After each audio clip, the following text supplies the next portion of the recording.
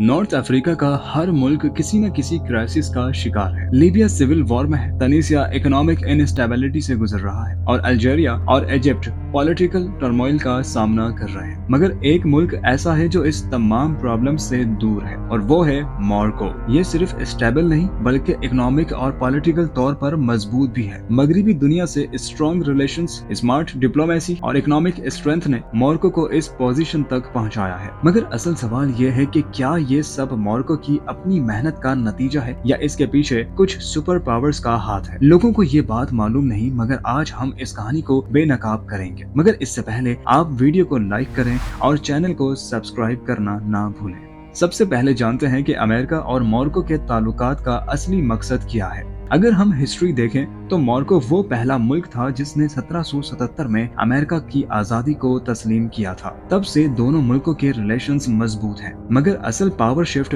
2004 में US Morocco free trade agreement FTA के बाद आई। इस एग्रीमेंट के बाद मोरक्को की इकोनॉमी ग्रो होने लगी। अमेरिकन कंपनीज ने मोरक्को में इन्वेस्ट करना स्टार्ट किया। मोरक्को को एक स्ट्रेटेजिक एली बनाया गया। अमेरिका ने ये सिर्फ दोस्ती की वजह से नहीं किया, बल्कि ये एक जियोपॉलिटिकल स्ट्रेटेजी थी जिसके जरिए मोरक्को को नॉर्थ अफ्रीका में अमेरिका का स्ट्रॉन्ग होल्ड बनाया गया। इसका सबसे बड़ा प्रूफ वेस्टर्न सहारा का कॉन्फ्लिक्ट है। अगर आप सोच रहे हैं कि वेस्टर्न सहारा कॉन्फ्लिक्ट क्या है और इसमें अमेरिका का क्या हिडन रोल है, तो सुनिए। वेस्टर्न सहारा एक डिस्प्यूटेड रीजन है जिसे मोरक्को अपना हिस्सा मानता है, मगर अल्जीरिया और कुछ और कंट्रीज इसे एक इंडिपेंडेंट इलाके के तौर पर देखती हैं। अमेरिका ने मोरक्को को इस कॉन्फ्लिक्ट में सपोर्ट किया, मगर एक शर्त पर। वो शर्त ये थी कि मोरक्को को इसराइल से डिप्लोमेटिक रिलेशंस नॉर्मलाइज करने होंगे। 2020 में अब्राहम एकॉर्ड्स के जरिए मोरक्को ने इसराइल को ऑफिशियली तस्लीम कर लिया और बदले में अमेरिका ने वेस्टर्न सहारा पर मोरक्को का नजरिया सपोर्ट किया। अब सवाल यह है कि अमेरिका और इसराइल ने मोरक्को की मदद क्यों की। अमेरिका और इसराइल क्यों चाहते हैं कि मोरक्को स्टेबल रहे? इसके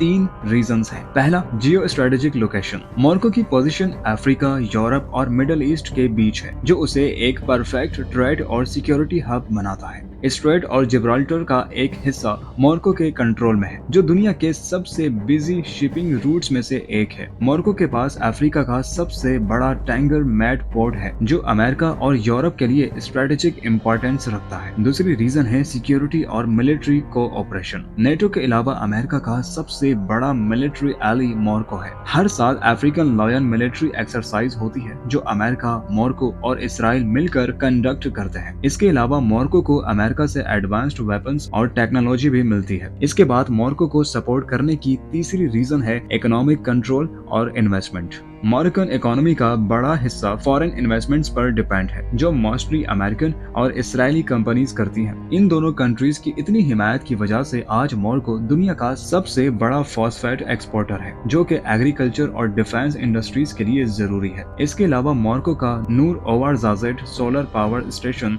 दुनिया का सबसे बड़ा सोलर फार्म है, जिसमें अमेरिकन और इसराइली इन्वेस्टमेंट्स मौजूद हैं। टूरिज्म और रियल एस्टेट में भी मोरक्को किसी से पीछे नहीं रहा, बल्कि काज़ाब्लैंका, मराकेश और फेज जैसे शहरों में अब ज्यादातर प्रॉपर्टीज इसराइली इन्वेस्टर्स ने खरीदी हैं। ये सब कुछ साबित करता है कि मोरक्को सिर्फ अपनी स्ट्रेटेजी से स्टेबल नहीं, बल्कि अमेरिका और इसराइल की बैकिंग का इसमें एक बड़ा हिस्सा है। यही नहीं, मोरक्को दुनिया से छुपते हुए इसराइल के साथ अपने रिलेशंस मजीद स्ट्रॉन्ग भी कर रहा है। 2020 के बाद मोरक्को और इसराइल के दरमियान डिफेंस डील्स साइन हुई, साइबर सिक्योरिटी और सर्विलेंस के एग्रीमेंट्स हुए और दोनों कंट्रीज के दरमियान इंटेलिजेंस शेयरिंग भी बढ़ गई। मोरक्को ने इसराइल के ड्रोन्स और हाई टेक सर्विलेंस सिस्टम्स भी खरीदे, जो वेस्टर्न सहारा और अल्जीरिया के अगेंस्ट यूज किए जा सकते हैं। इसका मतलब यही है कि मोरक्को का सिक्योरिटी इंफ्रास्ट्रक्चर भी इसराइल और अमेरिका की मदद से बना है। तो अब आप जान ही चुके होंगे कि मोरक्को की स्टेबिलिटी का राज क्या है। इसे अमेरिका और इसराइल की फुल सपोर्ट हासिल है। मोरक्को के उनके साथ इकोनॉमिक और मिलिट्री टाइज स्ट्रॉन्ग है। वेस्टर्न अलाइज मोरक्को को एक नेसेसरी पार्टनर समझते हैं। मगर असली सवाल ये है कि अगर कल अमेरिका या इसराइल ने मोरक्को से अपनी सपोर्ट वापस ले ली तो